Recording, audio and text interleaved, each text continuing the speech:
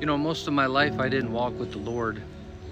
Whenever I was young, when I was a child, I was abused in church. I was abused by somebody that I was very close to in the church and had much respect for as one of the leaders of that church.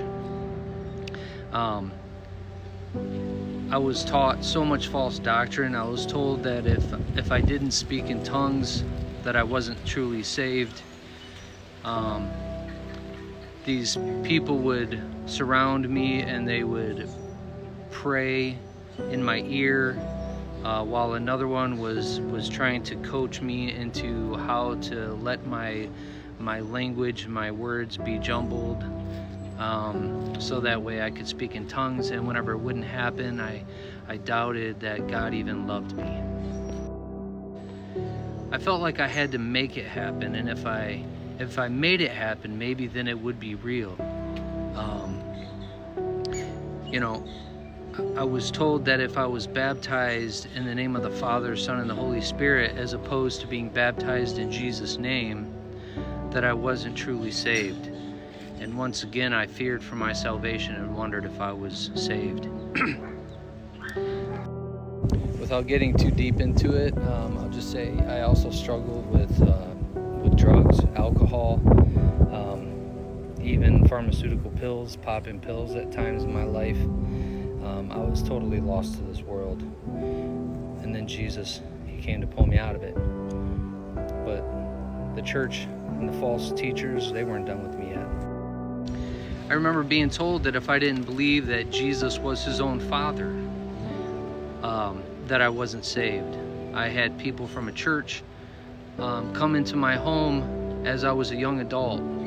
Whenever I decided, after I'd walked away and rejected God in my childhood, in my teen years, I started seeking him again as a young adult.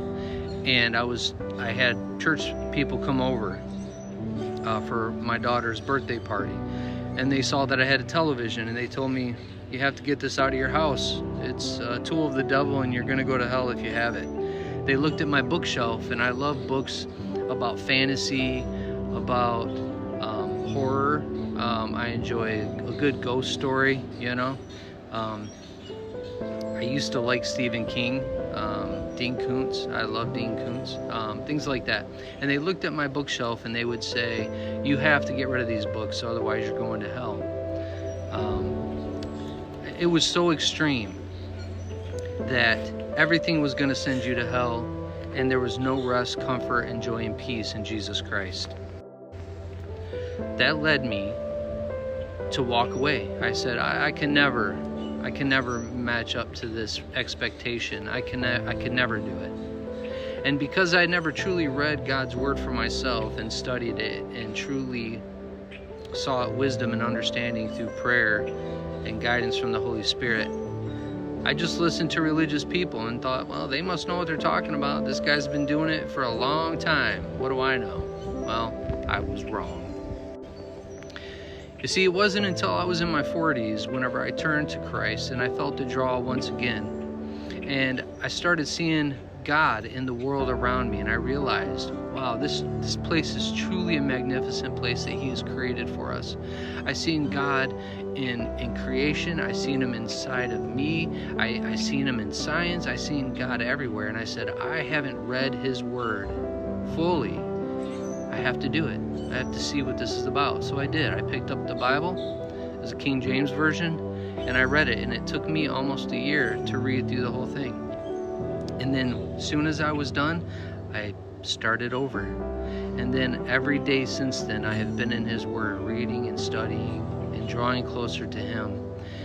And one thing that has permeated my soul was that I was judging God based off of other human beings, how they had wronged me, what they had said I should do or I shouldn't do.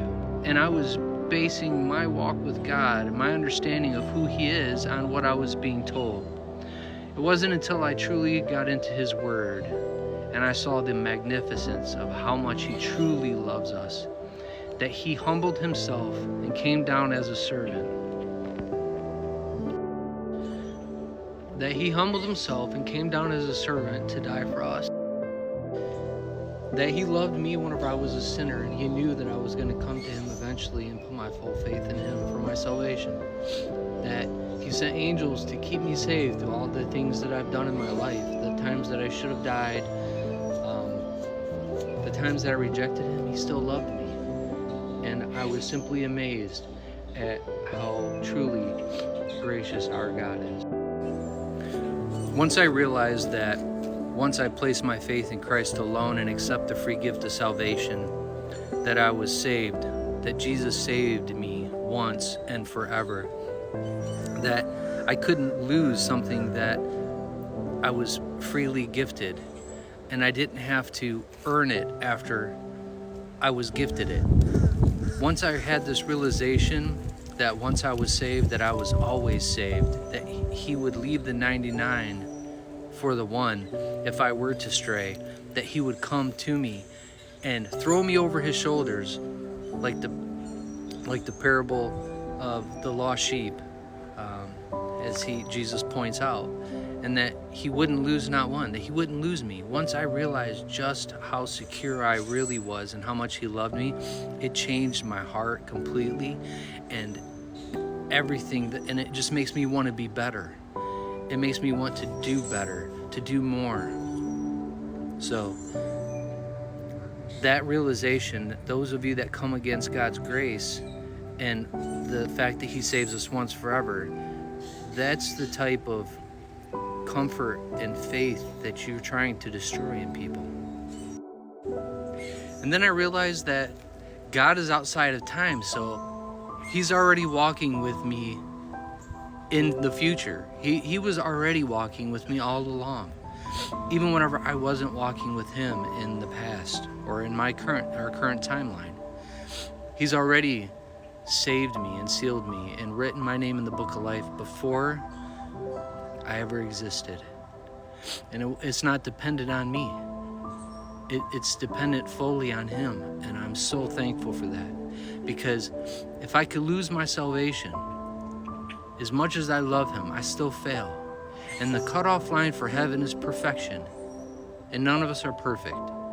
So I implore you, sorry about the sniffing. I implore you, please, place your full faith in Christ alone and his finished work. Realize how much he loves you. Accept his mercy and his grace for your salvation. Know that your salvation is secure in Christ alone. And then everything that you do for the rest of your life, your sanctification, your walk with him, the good things you do, even the bad things that you do, don't define you. He defines you. It's now Christ that lives in you. Don't you know? God bless you. I hope my story, it was brief and I skimmed over a lot, but I wanted to share some of that with you today. I hope it helps. God bless you all.